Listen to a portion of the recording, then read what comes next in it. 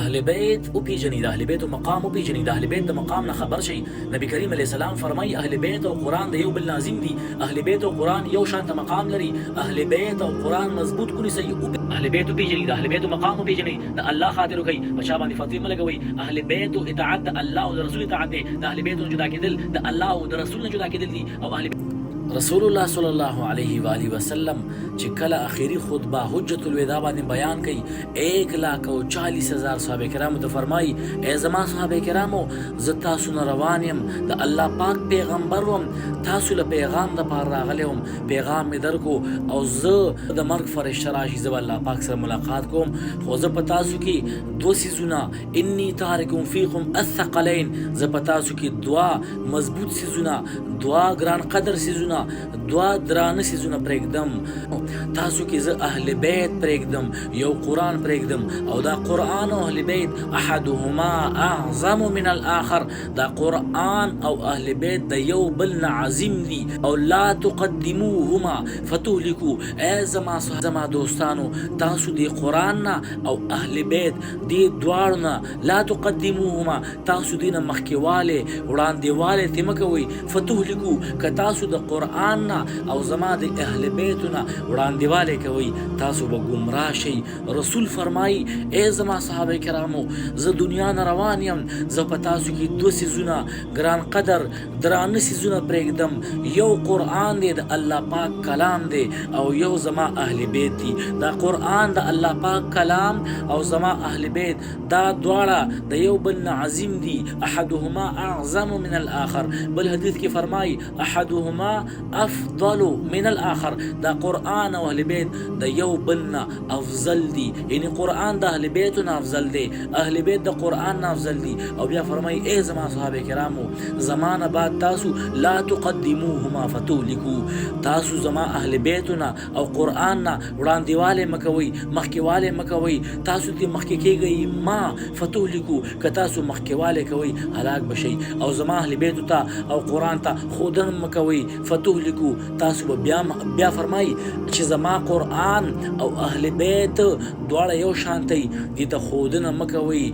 او دی په هر څه باندې زما اهل بیت ښه اعلم دي، ښه پوهه دي. بیا فرمایي جبریل علیه السلام راغو او ما ته فرمایي ای د الله رسوله، ای د الله پیغمبره، الله پاک فرمایي چې دا قرآن او اهل بیت به یو بل نه هرګز نه جدا کېږي.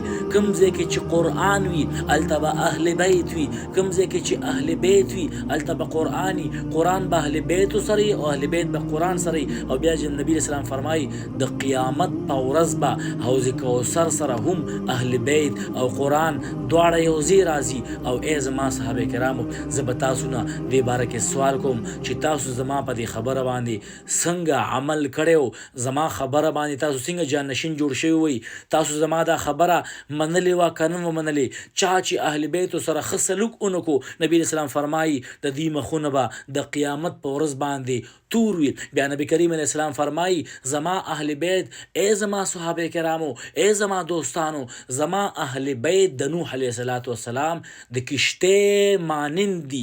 څوک چې زما اهل بیتو سره شو دته نجات ملو شو، څوک چې زما اهل بیتو نه جدا شو بس دا هلاک شو او د لپاره هلاکت دی. زما اهل بیتو ته کنزل مکوئ، دا ما ته کنزل دي. زما اهل بیتو نه جدا کېږئ ما، دا د رسول الله نه جدا کېدل دي او د الله نه جدا کېدل دي. زما اهل بیتو ته سپک نظر مکوئ، دا رسول الله ته سپک نظر دی. زما اهل بیتو اطاعت دا د الله او د رسول اطاعت دی. زما د اهل بیتو نه جدا کېدل دا د الله او د رسول نه جدا کېدل دي. او زما اهل بیتو سره کېدل الله او رسول او حق سره کېدل دي. او زما اهل بیت پرېښودل الله او رسول پرېښودل دي. دا نبی کریم علیه السلام احادیث فرمایلی دي. دا احادیث زموږ علما ولې نه بیانوي؟ احادیث زموږ علما عوامو ته ولې نه بیانوي چې نبی کریم علیه السلام په آخري خطبه حجت الوداع کې 22 احادیث د 40 یا د 15 صحابه کرامو نه ذکر شوي، نقل شوي، متواتر او صحیح حدیث فرمایلی چې زه دنیا نه روان یم، ما نه پس تاسو اهل بیت راټینګ کړئ، د قرآن پاک په شانتې راټینګ کړئ، قرآن او اهل بیت یو شانتی دینه مخکېوالی مه کوئ، دوی پسې روان شئ، تاسو تاسو به ګمراه نشئ، ستاسو منځ کې به اختلاف را نشي، تاسو په هدایت باندې قایم او دایم یی چې اهل بیت تاسو د قرآن په شان راټینګئ. نن سبا چاته وایي اهل بیت څوک دي؟ څوک اهل بیت پیژني نه، وایي اهل بیت څه ته وایي؟ اهل بیت څوک پیژني نه. قرآن پاک دپاره مونږ بېشکه ناظري درس شروع کړی دی، د حفظ درس هم شروع کړی دی، د تجوید درس هم شروع کړی دی، د سبع عشرې درس هم شروع کړی دی، د قرات د حدر تدویر ترتیل مقابلې هم شروع کړي دي. او نبی اسلام فرمایي قرآن او اهل بیت یو شانتي، خو د اهل بیت لپاره زمونږ هیڅ نظام نشته. اهل بیت چاته خایو نه، د اهل بیت محبت چاته خایو نه. که اهل بیت چاته خایو چې نبی اسلام فرمایلی دي چې اهل بیت زمانه بعد راټینګئ د قرآن پاک په شانته درجه لري، نو بیا خلک وایي دا خو ګمراه شوی دی، د اسلام نه خارج شوی دی، دا فلان کې شوی، د فلان کې ځینې پیسې راځي.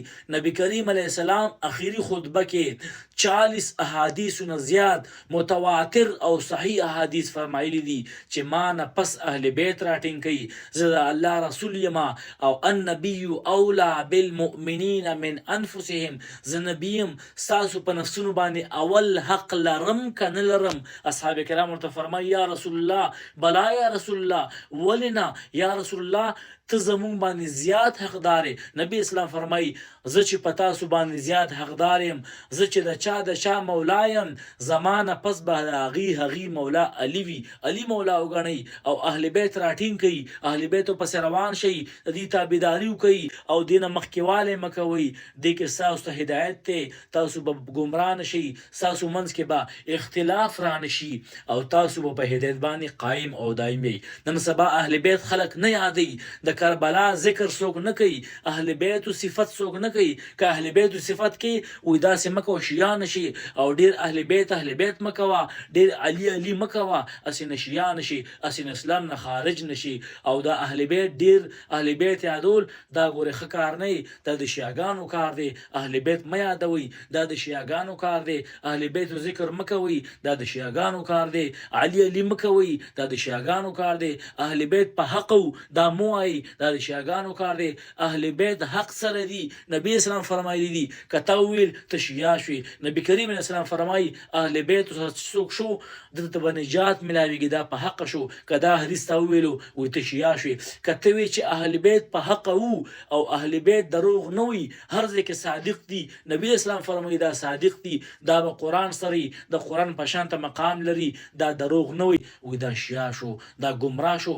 اهل بیتو باندې څوک شیعه کېږي، څنګه چې قرآن مقام لري همدغسې اهل بیتو مقام دی. دا رسول فرمایلی دي، رسول فرمایلی دي، دا د رسول وصیت و چې کله دنیا نه نبی کریم علیه السلام رخصت کېدو دی او فرمایل ما نه پس اهل بیت راټینګ کړئ، اهل بیتو پسې روان شئ، اهل بیتو قرآن یو شانته مقام لري، اهل بیت راټینګ کړئ، دې کې هدایت دی، دا نجات دی، دا د نوح علیه السلام کشتۍ یا اهل بیتو ته کنزل رسول الله ته کنزل دي، اهل بیتو بېادبي د رسول الله بېادبي ده.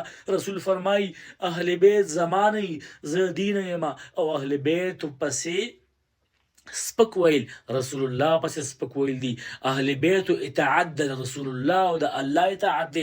د اهل بیتو نافرمانی د الله او د رسول نافرمانی ده. د اهل بیتو سره کېدل الله او رسول سره کېدل دي. لکه عمار بن یاسر فرمایي چې الله پاک تاسو ازمایي، د بخاري حدیث دی چې تاسو الله طرف ته راځئ او که د نبی کریم علیه السلام د بیبي طرف ته ځئ وی الله پاک تاسو ازمایي. بیا فرمایي چې تاسو الله پاک ازمایي چې تاسو علي طرف ته راځئ، حق طرف ته که بل طرف ته ځئ. نو حق نبی اسلام فرمایي چې حق به اهل بیتو سره وي. اهل بیت د قرآن په شان راټینګ کړئ، د الله خاطر وکړئ، په چا فتوې مه لګوئ، اهل بیت وپېژنئ، اهل بیت وپېژنئ، مطالعه وکړئ، بخاري وګورئ، مسلم وګورئ، مستدرک حاکم وګورئ، امام نسائی په څه شهید شوی دا وګورئ، امام ابو حنیفه په څه شهید شوی دا وګورئ، امام زین العابدین کوم مقام دا په څه شهید شوی دا ټول وپیژنئ، اهل بیت مقام وپیژنئ. اهل بیت د قرآن په شان ته مقام لري. خپل احادیث د اهل سنت والجماعت احادیث وګورئ، د دې چې څومره کتابونه پوره چاڼ کوي. اهل بیت وپیژنئ، اهل بیت وپیژنئ. اهل بیت که څوک وپیژني هغه ته شیعه مه وایئ، د اهل بیتو محب جوړ شي، اهل بیتو مقام وپیژني، نو تاسو ورته بیا فتوی پې لګوئ. اهل بیت وپیژنئ، دا ایمان دی، دا قرآن په شان ته مقام لري. د رسول پیغام اخیری خطبه کې چې ما نه پس اهل بیت راټینګ کړئ، وما علینا الا البلاغ المبین.